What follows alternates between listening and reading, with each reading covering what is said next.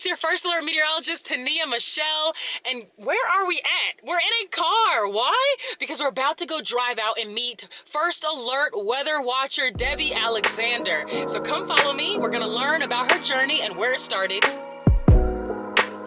All right, guys. Okay, so we've made it to our destination, and this is the Graceville Library. Look at this. I'm outside of the Graceville Library, and we're about to go speak to Debbie Alexander.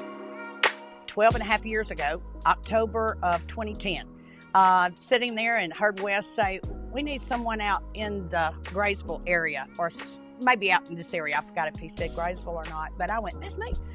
So I called. And so then he emailed me back that next day, I think. And so it's just been so much fun, 12 and a half years.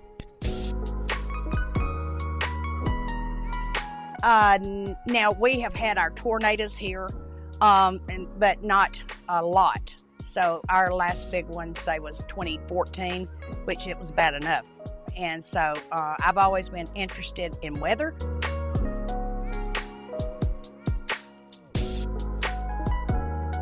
I left briefly for 7 years, but I come back in 1990. But my granddaddy used to be chief of police here. And so you knew everybody, you know, and then I end up here at the library. And so if I don't know your last name, I know your first name. I've been here almost 10 years. The best part is when we have our weather watcher meetings, and that's always fun. And because you get to chat with everybody, where during the, year, you find yourself busy, you don't get to talk that much. But at the meetings, they always have something interesting, and then they cater our lunch too, and we just get to sit down and have good conversation. And it's just a great team. If I'm sitting at my kitchen table, I know in the morning to call my weather in, because even though we may not get mentioned, that still helps the meteorologists there know that, if Debbie's got a lot warm weather than, say, John King down in Alabaster. And so it's interesting, because if I'm at home and I will go record mine 3 times a day. Sometimes I may not get to until I get home from work. 12 and a half years ago, our first meeting, we all received one of the big rain gauges. And so we place it in a secure place in our yard. And so, and it's very accurate also. And so then I wished I had it. It was a little small radio, that weather radio that Wes gave us. And he only had a few.